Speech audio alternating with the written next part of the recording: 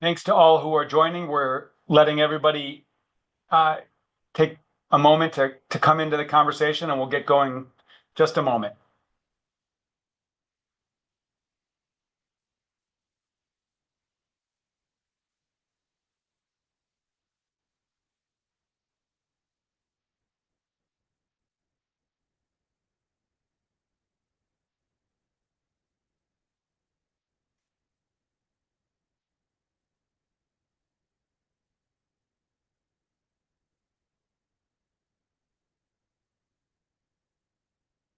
Well, thanks for everybody for joining. We appreciate you being here. My name is Wade Crowfoot. I serve as our California Natural Resources Secretary. And on behalf of Cal EPA Secretary Yana Garcia, we want to welcome you to a very important and we hope informational hour where we'll be breaking down how the governor's recent emergency proclamation will enable you to build our wildfire resilience and safety projects faster than ever. As we start this conversation, I'm really excited that we actually have the architect of this whole concept of moving further and faster to protect communities from wildfire safety, and that is Governor Gavin Newsom himself. He wanted to drop in and share his top-level thoughts to kick us off today. So I will turn it over to you, Governor.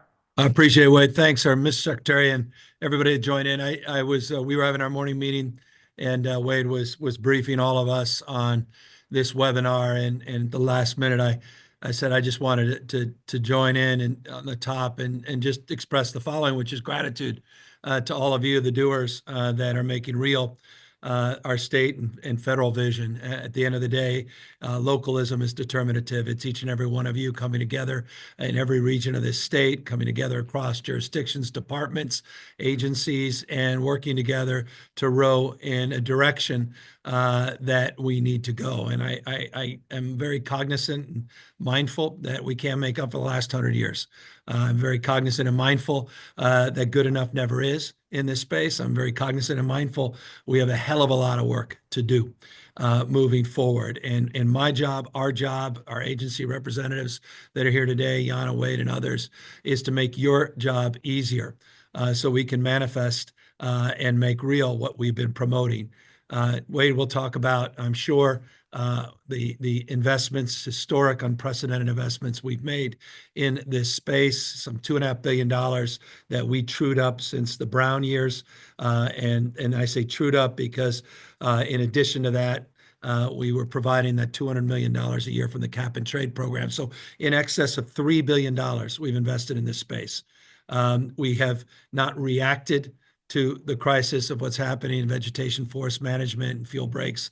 In fact, some of you may recall, some of you may have been with us in that first executive order I signed up in Placer County near Auburn, California, highlighting the need to focus on vulnerable communities, to look at the issue of high-profile projects, meaning high-impact projects, 35 that we identified that would impact 200 quote unquote vulnerable communities. And we did an emergency proclamation, not completely dissimilar to the one that we're talking about here today. And that was 2019, 2020. We followed up with task forces and 21, 22 with additional resources and focus now on more transparency. I hope Wade shares with you, and many of you have been part of this, so hardly in the dark about this new dashboard we've created to be more accountable, to be more transparent. So you can see in real time our progress, not just our promotion as it relates to these projects, the CalVTP, which is the cornerstone, that 20 million acres, the sort of programmatic framework in this space. Some of you came back to me over the course of the last many months, said there's some smaller projects that are just struggling to get through, and that led to this additional emergency proc or declaration of emergency that we're talking about here today. So we could just clear out, dare I say, the thickets, all the bureaucracy to the extent appropriate, still have oversight. We don't want to be reckless here. But of course, not taking risks in the space, not leaning in is the most reckless thing we can do. And that's why we're here with a sobriety to the magnitude of the problems and the challenges we face. 99 actions that were in that wildfire plan, that forest management plan, that new MOU, the shared stewardship agreement we finally did with the feds. That goes back to Trump 1.0, interestingly. And now just, again, fully funding these things. I'm sure they'll talk about a record number of acres. It's still small ball compared to what we need to do. Again, I'm sober about that as well. But that's the spirit of this convening, and the spirit I know all that bring all of you to the table on this. Final thing, it's just self-evident. Hots are getting hotter, dries are getting drier. This is not an ideologue speaking here.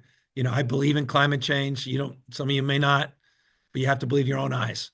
We say it all the time, no Republican thermometer, no Democratic thermometer.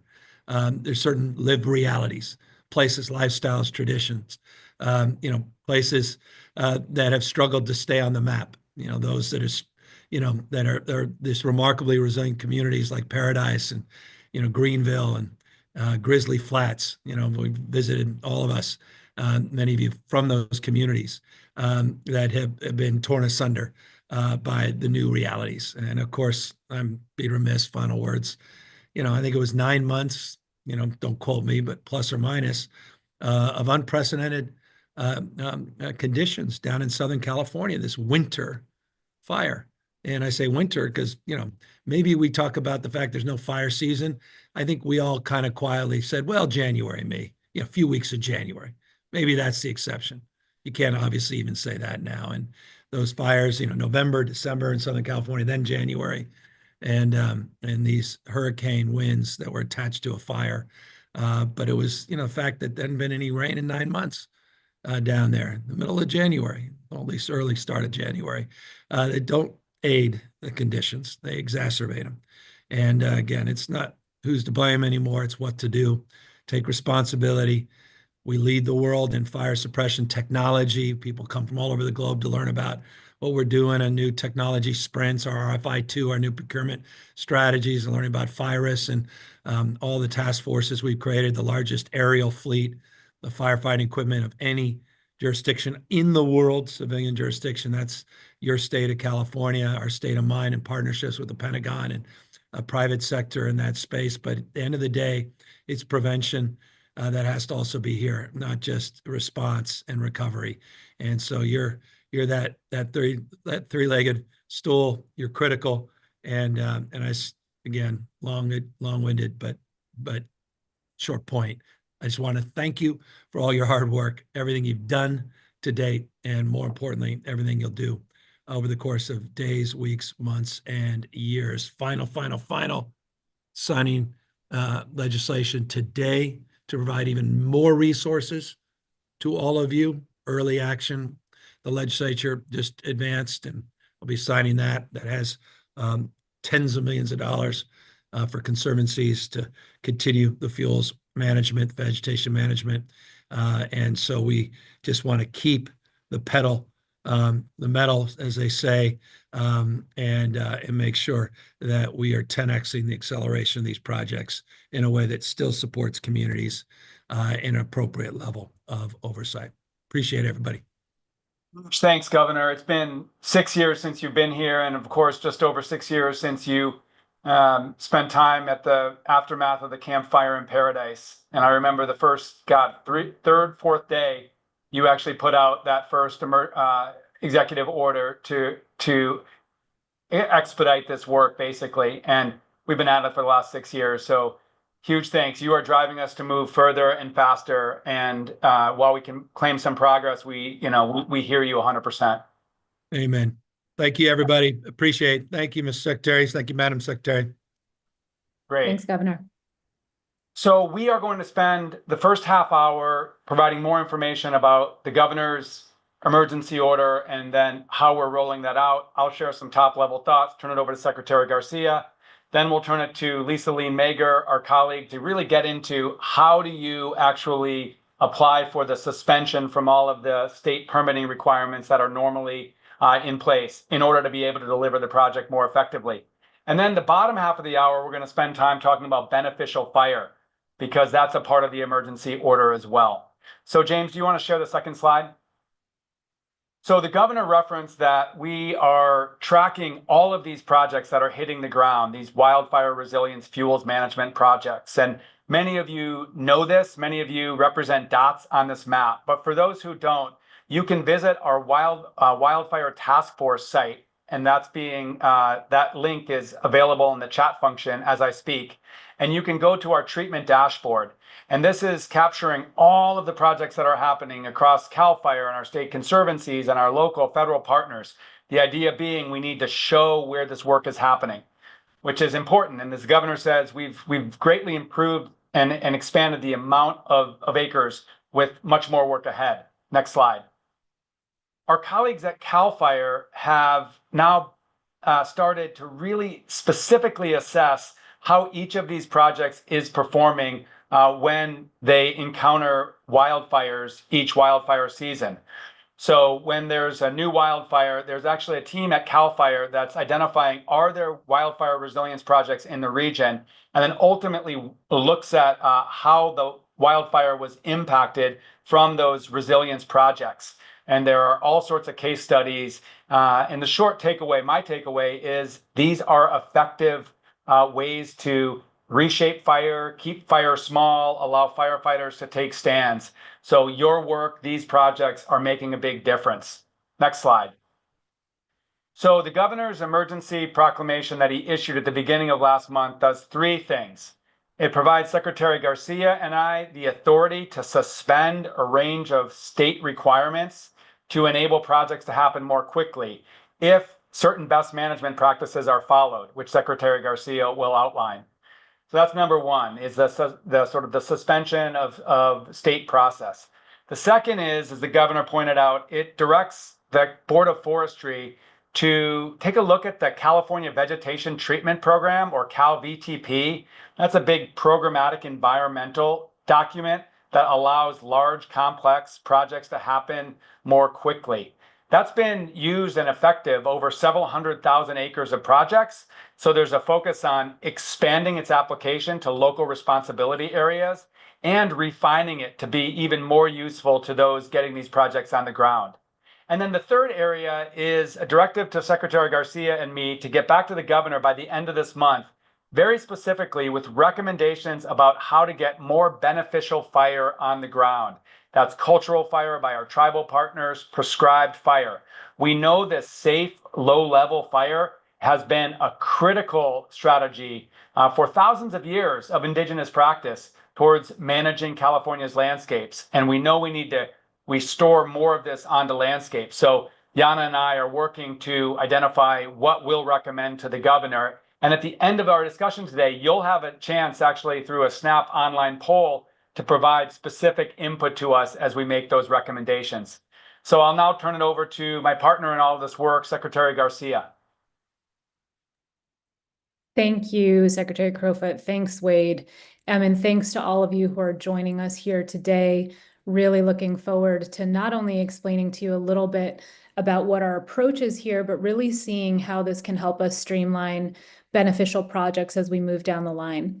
So wildfire, as many of you are aware, has always been an essential and natural process that serves California's landscapes. And I think that's the very important premise from which we're starting. But in recent years, fires across California, and in particular, as the governor mentioned, even over this past year, have become uncharacteristically large with much higher burn severities than are typical for our natural fire regime. So we're recognizing the huge threat that is posed to our communities by these trends, our air and our water. Controlling and accelerating activities that can reduce the occurrence and intensity of these wildfires will help us better protect our communities and preserve our natural landscapes, ecological benefits, including clean drinking water, wildlife habitat, recreation for our communities, and tribal cultural resources. Leveraging vegetation and fuels management projects is obviously the key strategy we're focusing on here to reduce wildfire risks. Now, critically, our goal with the suspension request process is to expedite the essential work of catastrophic fire prevention, while protecting public health and the environment, and not unintentionally causing undue environmental harm. Next slide, please. So it's with that in mind, and in partnership with our sister agencies, that we approached the development of the statewide Fuels Reduction and Environmental Protection Plan, which you may hear referred to as an EPP. This plan has an emphasis on flexibility that allows us to balance the need for expedited fuel reduction and management activities while ensuring the necessary protections of our community's public health and the environment. Now, both Wade and the governor mentioned 2018 following the Camp Fire. Since that time, we have used secretarial suspension processes to expedite debris removal after wildfires when a state of emergency proclamation and executive order have allowed that. We've leveraged our experience with developing these EPPs for debris removal and adapted these concepts and the lessons learned from those efforts to develop this statewide fuels reduction environmental protection plan to address pre-fire fuel reduction work. The statewide fuels reduction EPP was developed jointly by CalEPA and the Natural Resources Agency and identifies the most critical best management practices relevant to resource protection that directly relates to the activities covered under the Governor's Fuels Management Executive Order. The Environmental Protection Plan has 9 general categories of best management practices and measures. These include general best management practices such as consultation and access to the project site for inspection as needed, measures to identify and protect sensitive resources, tribal cultural resources, riparian and water quality, coastal zone sensitive habitats, and biological resources such as habitat and for fish and wildlife. It also includes sediment and erosion control measures and procedures when conducting chemical treatments, prescribed fire, and prescribed grazing. Next slide, please. The EPP streamlines and simplifies the substantive requirements that would otherwise apply to fuels reduction projects, with the goal, of course, of expediting these. It's a lighter touch than you would otherwise see in a typical regulatory permit, but we've taken a strategic approach that ensures that water quality, sensitive species, habitat, and other ecosystem functions can and will be protected through the implementation and oversight of best management practices and the measures laid out in the Environmental Protection Program. To request a suspension, applicants must attest that the project will comply with the EPP, and suspensions will be conditioned on the work actually being performed in compliance with the EPP. Staff from both CalEPA and the Natural Resources Agency will review project application for their completeness and to determine the project is eligible to proceed under a suspension of the state statutory and regulatory requirements identified within the Governor's Fuels Management Executive Order. I do want to note here that all projects are still required to comply with all local and federal statutes, rules, and regulations, even in compliance with the EPP and other guardrails that we may apply. Upon approval, staff will be available to inspect project sites and provide guidance and recommendations to the certified responsible parties on the implementation of the best management practices identified in the EPP. And expediting fuel management and reduction work is obviously a top priority for all of us. So this on-the-ground work we want to see begin as soon as possible. With that in mind, applicants should expect to receive a determination of the suspension request within 30 days of submittal. By providing greater flexibility in our approach to resource protection through implementation of the EPP, we're hoping we can better address the need for expedited fuel reduction projects and ultimately provide better protection to all Californians. I'll pause here. Thank you so much. And I'll turn it over to Lisa Lean Mager. Look forward to answering some of your questions as they come up. Lisa will provide more information about the eligibility requirements of suspension request process. Over to you, Lisa. Thank you, Secretary Garcia. Really appreciate that, that overview. I'm going to share a little bit about the approach here as we're setting some parameters for the kinds of projects that can move forward with this streamlining. Our approach really has been to be as broad as possible so we can enable this work to move forward while we are really emphasizing wildfire safety as a key, primary objective for this work. So some of this language you'll see here is reflected in the governor's state of emergency proclamation, where we're very clearly calling out the kinds of vegetation removal and work that we are seeing fitting in this space, with that emphasis again on wildfire safety.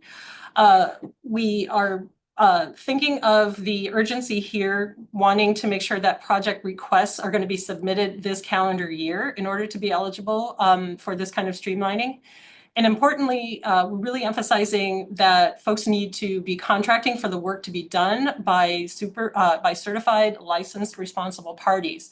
That's going to be really important, as Secretary Crowfoot and Garcia both mentioned, because we want this work to move ahead, but we want it to be done in a way that's going to be protective of the environment and our other cultural natural resources. And of course, the work needs to follow those BMPs that Secretary Garcia just walked through in terms of the Environmental Protection Plan. So next slide, please, Jane. So, in thinking through eligibility again, this is not an exhaustive list, but we are thinking that the proponents of these projects will be, public agencies, resource conservation districts, NGOs, tribes, fire safe councils. We know utilities are interested, and then also sort of professional land managers. So that's, again, not exhaustive, but that's, to give you a sense of where we're seeing this work coming from. Next slide, please. Again, kind of the types of projects as we're thinking about it. Again, not exhaustive, but these would be the kinds of projects that are identified in the unit plans that CAL FIRE develops, community wildfire preparedness plans. We know a lot of you out there have worked on those and have really prioritized the work that you want to see done. That's perfect fit for what we're doing here. And we're also aware, of the universe of projects identified in utility wildfire mitigation plans. So also just kind of in terms of the parameters, we know that some of these projects will have a commercial component. And, we think that is very much in line, as long as there's still this, primary objective is one of those ones that's very definitely related to wildfire safety. And we would also just put out as a reminder too, that those projects still need to comply with the Forest Practice Act and rules. So that's clearly in place. Okay, next slide, please. And just, a finer point on that, the way that we're seeing this is projects that would not be eligible would be those that are just, purely a commercial timber operation that does not have one of those objectives that we talked about earlier. So the nexus wouldn't be there. And then those larger landscape scale projects, greater than 3,000 acres, because we believe that CalVTP, as Secretary Crowfoot mentioned, is there and is a pathway that's working well for those size projects that are addressing that landscape scale. Next slide. And a reminder again, as we said, a lot of local and federal laws and regulations are going to remain in place. But here we're just capturing a few examples of the statutes and the regulations that are within either Natural Resources Agency or Cal EPA purview that we're seeing are part of this streamlining effort. There's a full list on the website page that I'm going to talk about next, but that's to give you a sense of what can be suspended. Next slide, please. Okay, so now I know folks are really anxious to understand what the process is going to be. We've stood up a new landing page at the task force website. The link is here, where we're really thinking through how to capture the information that folks are going to need to be planning their work and actually submitting their requests to be considered for this streamlining. So we've built out this page to hopefully answer your questions. In terms of eligibility, you can access the EPP there that really walks you through what's being required. And we've also put our heads together to identify some frequently asked questions, which I imagine we'll be adding to, even after this webinar as we get questions, because we really want people to be able to move through this process as quickly as possible. And once we begin receiving and processing the requests and approvals are being issued, we will have kind of a map that will serve as a viewer so folks can see where the projects are going to be located. Another thing I want to note is that the state really intends to help support folks as they're navigating through this process. So on this page, eventually you'll be able to find information on who you can reach out to for some technical support if you're wondering if your project is going to be a good fit for this, or if you have questions about the process itself. So more to come there, but definitely wanted to flag that we want to be supportive of this. And next slide. And we're happy to note that as early next week, we will have online a suspension request form, essentially, that we think will enable you all to move quickly through this process and allow us to capture the information that we will need to consider these requests and determine if they're appropriate for these streamlining. So essentially, we've got a two-stage process that you'll see when you go to that site early next week, where we're capturing all of the relevant information first. And then you toggle to a second phase of that where we are going to be capturing geospatial information on where your project is located, so that we can, have eyes on that. And then also that will feed back into the viewer. So, essentially people will be able to track and see where this work is happening. And as Secretary Garcia said, the intent is really for us to move expeditiously given the urgency of this work. And so our intent is to be able to notify back to applicants within 30 days of whether that that streamlining is going to move forward. Let's see, next slide. I think now I'm going to transition it over to our colleague, Lenyukpin Davidson. She's going to walk us through a bit on the component on expanding beneficial fire. Okay, great. Well, thank you so much, Lisa. And what an honor to be here today to talk a little bit about beneficial fire and how we're going to expand it with this emergency proclamation. So I've been asked to give a little bit of background and context on the work that's happened in California, and then we will have a fun interactive exercise where we can get kind of a finger on the pulse of what you're thinking about and how you're all feeling about some of the ideas that have come up. So next slide. Now, as Secretary Crowfoot mentioned, the term beneficial fire actually encompasses 3 different practices. So it includes cultural fire, the use of fire by cultural practitioners here in California, as they have for time immemorial, prescribed fire, which is the intentional use of fire to achieve specific objectives on the landscape, and then fire managed for resource benefit. So actually, beneficial use of wildfire on the landscape. So those 3 things are really what is included when we talk about beneficial fire. Next slide. So it's important for us to think back, even just in recent history, 10, 15 years ago, and kind of where we were with all of this work and with the idea of beneficial fire. It hasn't always been a really hot topic. It hasn't been something that has had so much attention as it does now. So I like to just kind of ground us in the idea that, 15 years ago when I started working on this, prescribed fire and beneficial fire were not really a priority or even a conversation in California. It was something that very few people were working on, very few people were talking about. The laws and the permitting were very unclear because it just wasn't happening that much outside of the fire agencies. There were very few private burn bosses, really not much private capacity for this work, and very few training opportunities for non-agency practitioners. You're also probably familiar with the liability concerns and the lack of insurance, and also the lack of recognition, support, or protections for cultural practitioners. And this general notion that the public doesn't support prescribed fire. It was very common that we would hear that and almost use that as kind of a way to not advance the work, this idea that no one really wants this anyway. So I want to walk you through some of the things that have happened in recent years and how we've really turned this around. So next slide. About 15 years ago, we formed the Northern California Prescribed Fire Council, which was an idea that was brought to California from the southeastern US, where they do a lot of prescribed fire. And that group really was able to bring people together to talk about these issues, to talk about barriers, and to build community around prescribed fire. And what we found is that there were a lot of people in California who cared about this work, who wanted to see it grow, but that we just didn't really have a venue for talking about it. We also brought the prescribed fire training exchange model to California. And that was the first time that people really thought about cooperative fire training and people burning together, people working together, cross-boundary, bringing private and federal and state resources together. So those were pretty monumental shifts in how we were dealing with this work in California. Next slide.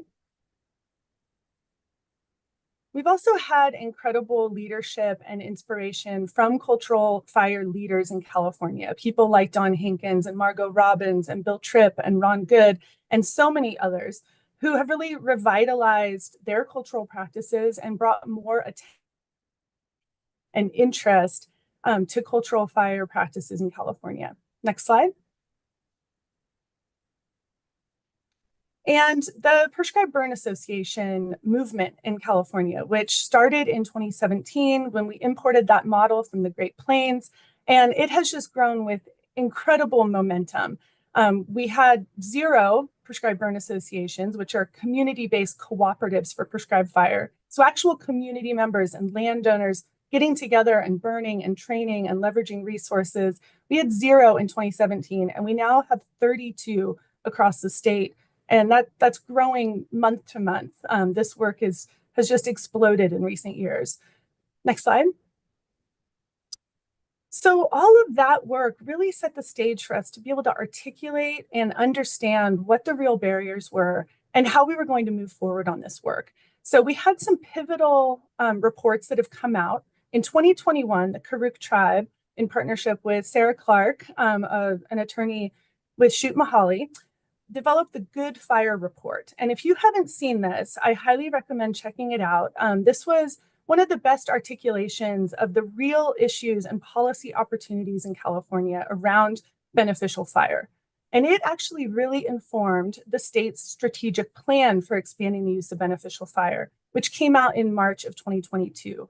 And that strategic plan was led by the Beneficial Fire Work Group of the task force. So you'll see the links in the chat to these reports, but these were pivotal opportunities to really describe the real barriers and the things that we could do to move forward.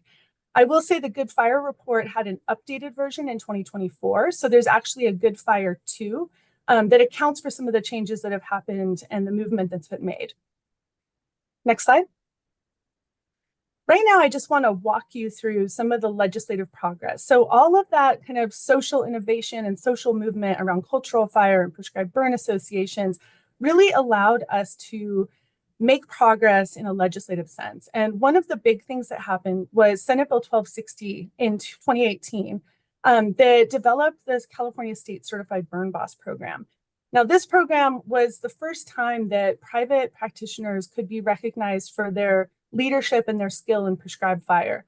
And that program has been hugely successful. We now have, I think I just got the update yesterday that we have 56 California State Certified Burn Bosses in California.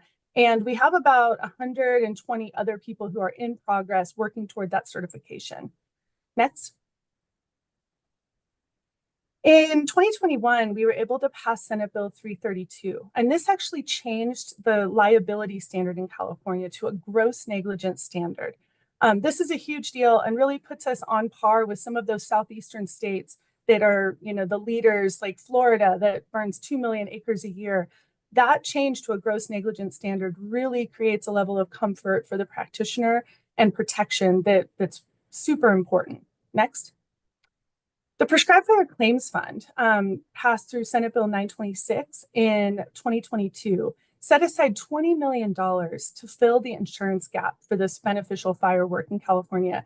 This was huge and really opened the door for a lot of work that would not otherwise be taking place. So it provides up to $2 million of state-backed coverage for qualifying projects across the state for both cultural practitioners and qualified burn bosses. Next.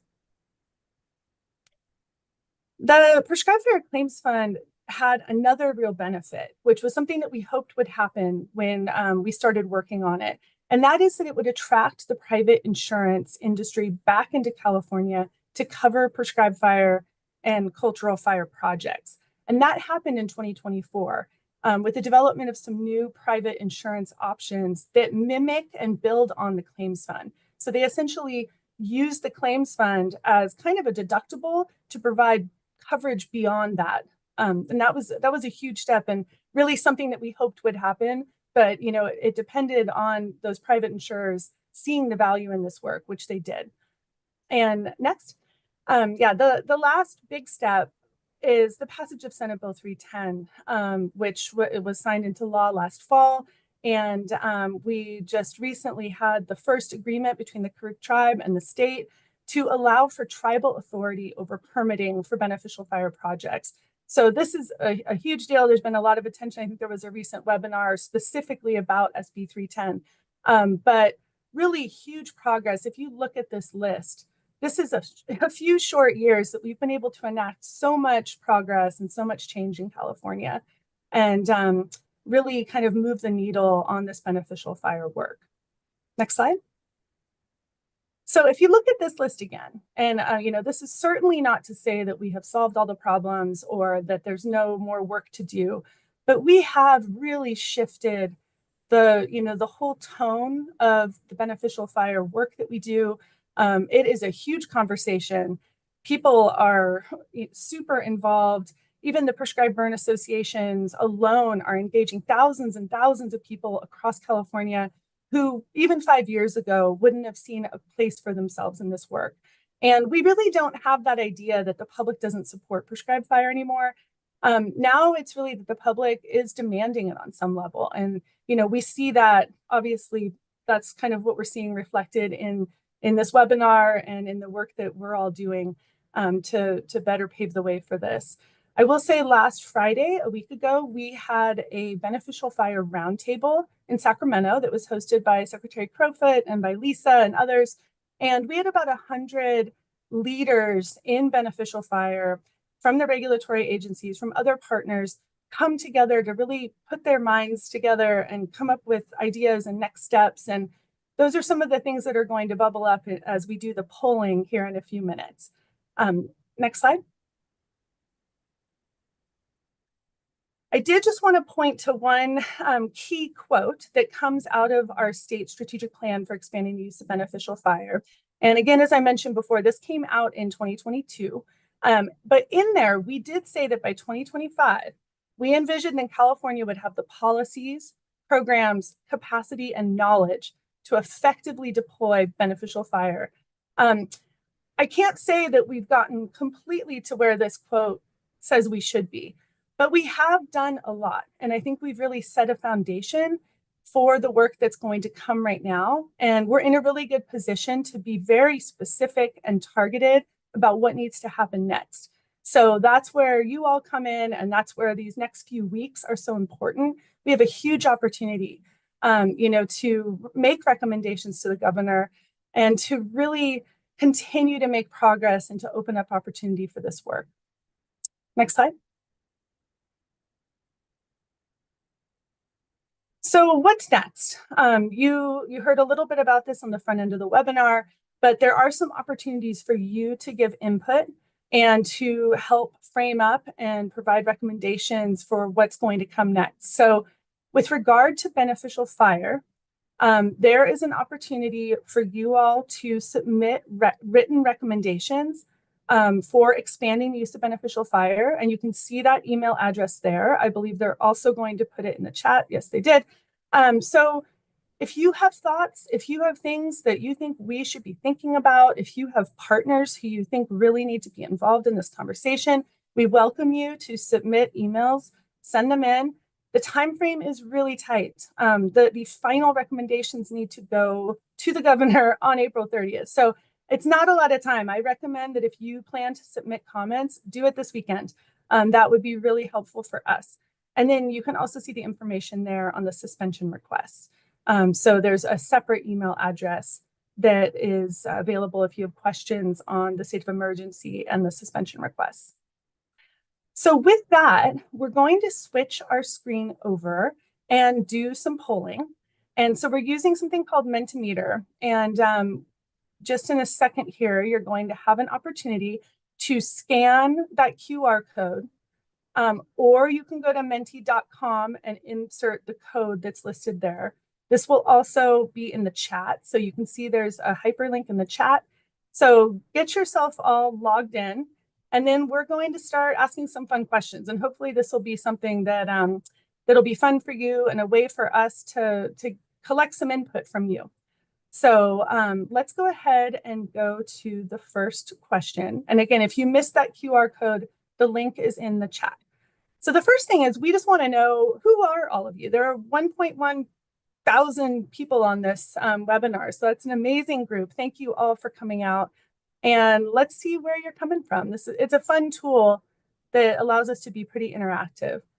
And allows us to see where some of our gaps are too, which I think we can see now. We're not seeing a lot of tribal community members and tribal NGOs here. A lot of state agency folks and local government. Yeah, I'm just going to give you few more seconds to fill that out so we can get a read on who's here. And we realize that these categories are limiting too, and you can definitely choose more than one. So that is super helpful. Okay, let's go to the next one. The next one is really about what is your role with this beneficial fire work? Who's on the call? We know some of you probably don't even work on beneficial fire. Maybe you are here on the webinar for other reasons.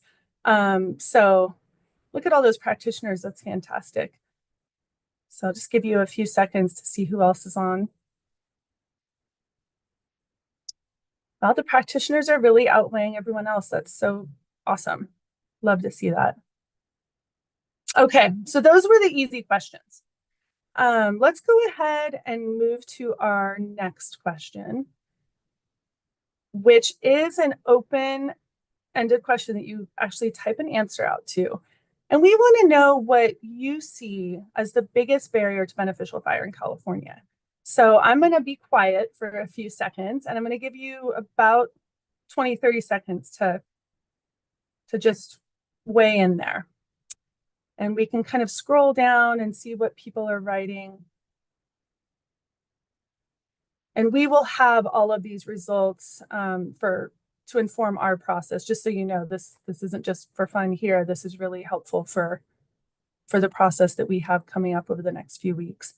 So seeing a lot of fear, liability, permitting, air quality management, burn windows, absolutely, regulations, CEQA, overly restrictive, air board, smoke sensitivity, not enough crews on the ground. Yep. Smoke PTSD in fire impacted regions. Absolutely. Okay. We have quite a few of these questions, so I'm going to move to the next one just to keep us moving. This question is really about what moonshot idea or action could get us where we need to be with beneficial fire. So if you were going to throw out something that we should be thinking about, but something that, don't hold back, just throw it out there. I'm going to give you a few seconds here.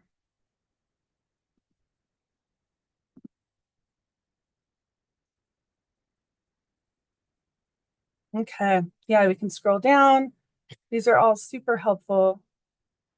Again, I know we don't have a ton of time to look at all of these, but seeing a lot about capacity, long-term sustainable funding, resetting CEQA baseline, unconventional burn windows, prescribed fire-only jobs, fewer people living in the WUI, cross-boundary work, remove CEQA, okay, funding prep work. Great. Okay, let's move to the next one. So this next one is, I am a critic of acres being our only metric for beneficial fire, because I think we lose so much there. So I want to know, what other metrics should we be using to gauge progress? Biodiversity, love it. Forest health, yes. Diversity, crews on the ground. We can scroll down. Communities protected, community members engaged. I love that one. Fewer unplanned wildfires, cross-pollination of people. They're so good. Native species, permit coverage under CalVTP, number of landowners implementing fire on their properties. Okay, these are great. I can't wait to read these in more detail. I love the idea of alternative metrics. Okay, let's go to the next one. And these ones are fun. So these are this is kind of a complicated one, but I want you to indicate your agreement with these statements. These are ideas that flowed directly from our roundtable last week. So these are things that have come up, and I want to see what you think about them. So 1 being strongly disagree, 5 being strongly agree. Show us what you're thinking about.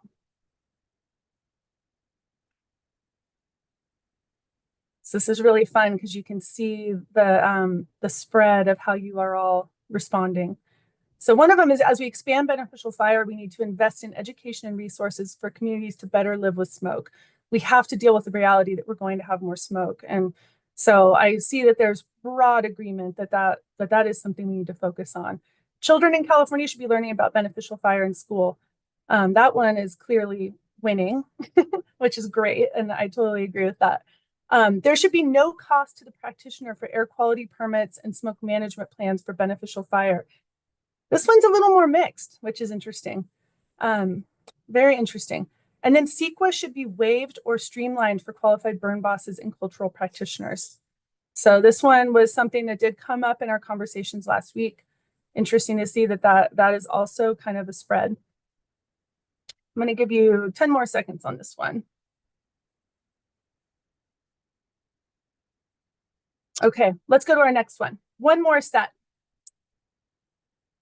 More statements. Okay, so we need dedicated long-term funding, like block grants, for tribal and community-based partners. So strongly disagree would be a 1, strongly agrees 5. Then the decision to not actively facilitate beneficial fire should be subject to environmental review. This is kind of the idea that fire exclusion should actually require some kind of review. You know, every time we suppress and exclude fire, we're owing a debt to the landscape. And what is the impact of fire exclusion? So that's kind of an interesting one. CAL FIRE burn permits should be waived or streamlined for qualified burn bosses and cultural fire practitioners. These are really interesting. You all are very spread out on the responses to these. And then we need better site preparation, planning, and notifications to reduce beneficial fire smoke impacts. So I'm just going to give you a few more seconds here, but these are pretty mixed. Though I would say the long-term funding has pretty clear support, and that was a huge one that came up. I saw it come up in the polls just on this webinar. So great. Well, again, I think look to the chat for some of those resources and for those email addresses. Again, if you want to submit comments to help inform this recommendation process, do it really soon. We'll definitely be monitoring those emails and incorporating them. And with that, I think I'll turn it back over to Wade. Yeah, Lena, thanks so much. And I'm not sure if Lisa and or Yana can come on screen too, but we can, first of all, thank everybody that participated in that Mentimeter survey. That is a really effective tool. Yeah, to let us know how things are going. And then to Lena's point, we're actually taking that as feedback. And Yana, I think something you and I have talked about is while these initial recommendations will be made on April 30th, it won't be the end of finding ways to streamline beneficial fire, right? Cultural fire, prescribed fire. That's exactly right, Wade. And I would say, first off, thank you so much for the input. That was super informative, I think, for all of us as we're launching this. And I think a real testament to how important this work really is. This is an iterative process. We're really trying to get some key projects off the ground and want to make sure that whatever we're finding that works, we can actually bake into our process over the longer term. And so just really appreciate the input to date. Absolutely. And many of you have been asking questions through the Q&A button on the bottom of your screen, and we have a team that are answering them, and they've actually answered 43 questions via their keyboard. So if you want to see an answer to that Q&A, you can open up that function. The input that we're receiving, whether we can answer the question right now or not, will inform additional FAQs that we provide on the streamlining process. There is also a very specific email that you can send a question or an observation or comment to regarding the streamlining process. And I want to ask our colleague Sky to put that up here as soon as possible. And there he is in the chat. So a lot of good technical questions that we may not have time to answer here in the next 10 minutes. But please do ask those questions or share that input via the email. Lisa, you've watched a lot of these questions come in. Anything you want to share? Yeah, thanks. I think folks are interested to just kind of understand the landscape of projects that are eligible. If they didn't see it listed on that slide, I just wanted to remind folks that wasn't meant to be exhaustive. That was just to give people a sense. So certainly people were raising things like regional priority plans and and things that are identified in those kinds of plans. And we think those are absolutely appropriate for submission. You know, and it's awesome when they're identified regionally as a priority. So yeah, a lot of questions around that. And, you know, people just kind of trying to get a sense too of whether we're coordinating with other states as we think about, you know, fire suppression, fire prevention efforts going forward. So glad to see robust questions coming in. I'll also share, as the governor pointed out, that the legislature sent the governor a bill that it sounds like he's signing today or very soon that expedites funding from this coming year's budget to many of our state conservancies for wildfire resilience work. And then there's additional proposed funding that the governor has in the budget that will be considered in June. And so it's our hope and expectation that this funding through the climate bond, this $10 billion general obligation bond that voters supported, passed last November, will actually get funding into our conservancies and state and CalFire and others that then will identify projects that can utilize this streamlining. So our goal very much is to get this state funding, other private funding, and federal funding to actually utilize this streamlining, which will be great. Lania, I want to put you on the spot. Do you feel like your community of prescribed fire experts will have good set of recommendations for Yana and I to consider here in the next couple of weeks?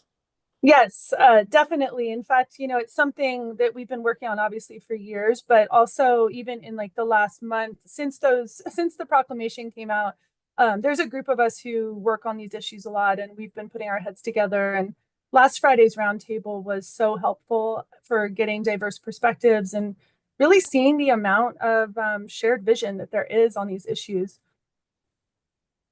Yeah, excellent. Thank you.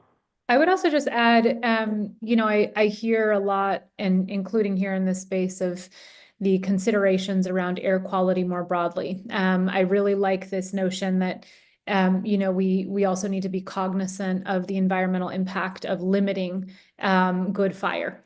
And I will say, you know, particularly at a time when things are very much in flux, our commitment to maintaining clean air for communities all across our state remains strong. And I think that one of the things we need to consider as we see an uptick in good fire is that we have to maintain a laser focus on the need to clean the air in other ways, and to create healthier air for communities across the state so that we can actually have the flexibility and ability to more smoothly engage in good fire, and just appreciate all of that as well. Thanks.